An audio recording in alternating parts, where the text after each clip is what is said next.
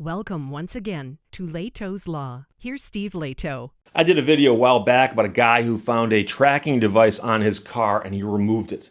Later, the police who had placed the tracking on his car came and said, we need to find that tracking device that was on your car. And they found it where he had placed it and he had pried it off his car. And then I believe they charged him with a crime, saying he was somehow interfering with the police investigation. And court said, well, you know something, when you stick something on someone else's car and they don't know who put it there and they find it, it's not like they have a legal obligation to safeguard it. So that seems crazy. But we have a twist on that one now. Tom, Donna, and Craig all sent this to me. A Nevada mayor is suing a private investigator after finding a GPS tracking device on her car. The Reno, Nevada mayor wants to know who hired the private investigator that put that there. So litigation has ensued. Julia Musto wrote this for Fox News. Reno mayor is suing a private investigator and his company after finding a real-time GPS tracking device attached to her vehicle. The lawsuit was first reported by the Nevada Independent recently and was filed in the Second Judicial Circuit. Alleges that the investigator had trespassed onto her property in order to install the device without her consent. The Nevadan, according to the complaint, was not aware until a mechanic noticed it while working on her vehicle. Furthermore, the investigator had been working on behalf of an unidentified third party whose identity the mayor has not been able to ascertain, according to the suit. So she doesn't think that the private investigator did this on his own. She thinks someone hired him to do this, and she'd like to know who did that. The tracking and surveillance of the mayor caused her, as it would cause any reasonable person, significant fear and distress, according to the lawsuit.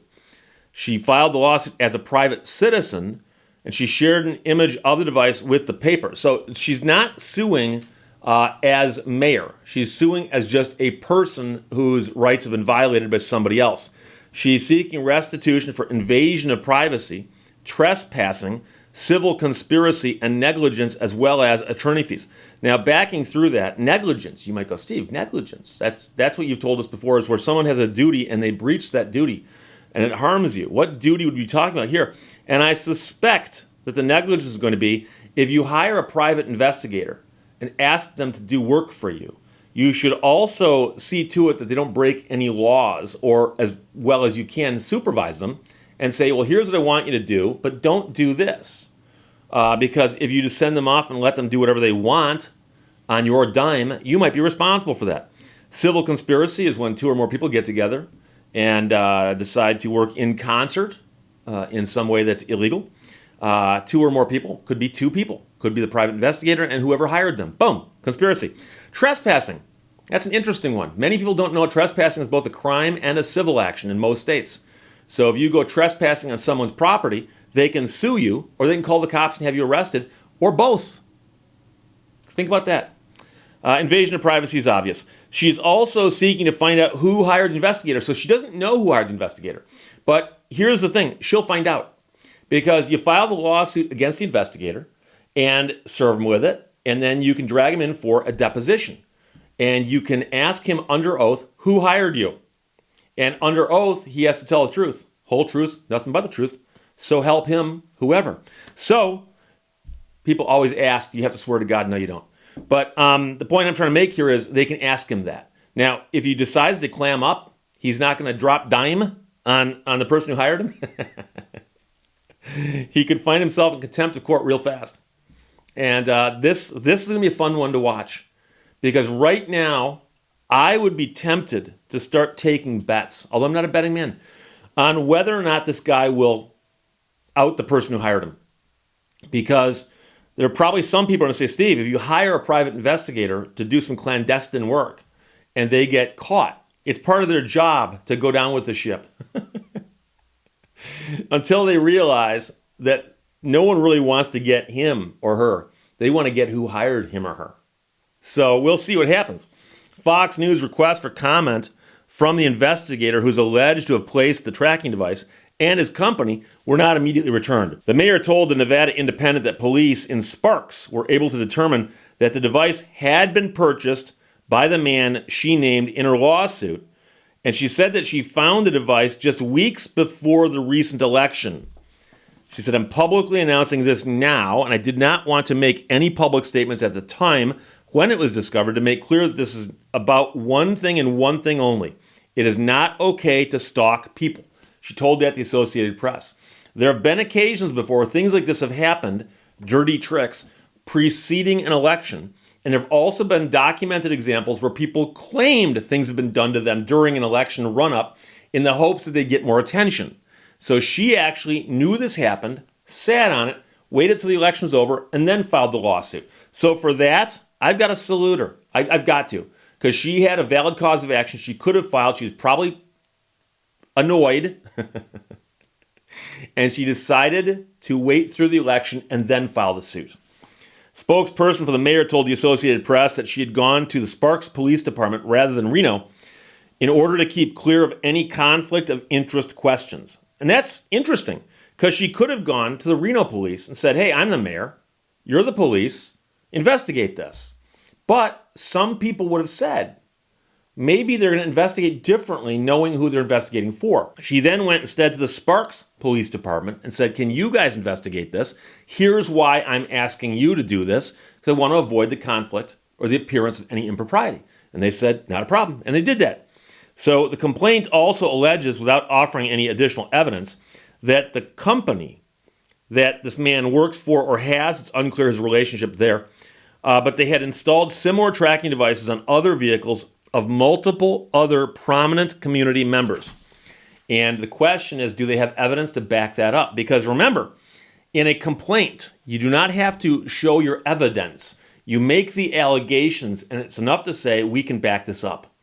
And during the pendency of the lawsuit, when you do things like discovery, like I talked about earlier with the deposition, you can find out what evidence do you have to back up this allegation. And you can go through a complaint line by line by line. I've done it, and I've seen it done many, many times.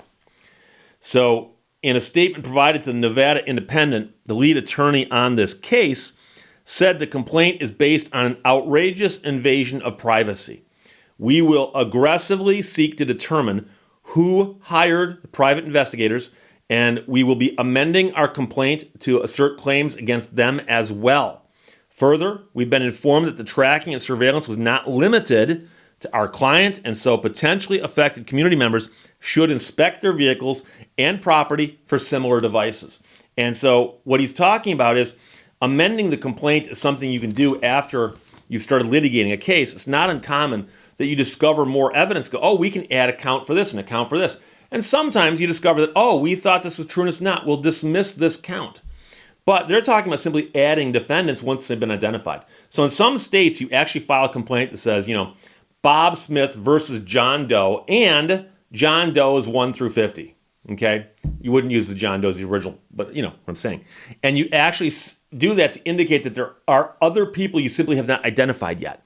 That's a common pleading practice in California. And in fact, it's often done even when there's probably nobody else involved, but you do it to cover yourself. However, here they're saying, obviously, this man, they don't think, was working on his own. It's not like this private investigator woke up one morning and said, hey, I got an extra tracking device. I think I'll stick that on the mayor's car. They're saying, well, most likely he was hired by someone. So at least one other person can be added to this complaint, and that, of course, would also get you to the civil conspiracy concept. So we'll see what happens. But it's interesting. And also, the strange thing is, I'm wondering how big these devices are these days. Because I know that in the old days, the tracking devices were a little bit larger and a little more complex. But if you want the thing to be constantly sending a signal, and if it's parked in a garage or inside a Jiffy Lube or whatever, I suppose it may have to be a little bigger. But for a mechanic to be, poking around down there and spot it is interesting. But then again, of course, if the guy had to sneak up and stick it on the car and get away real fast, it might not be hidden that well. It might just be on the underside of something, and somebody looking up from a pit in a mechanic shop might go, hey, that's odd.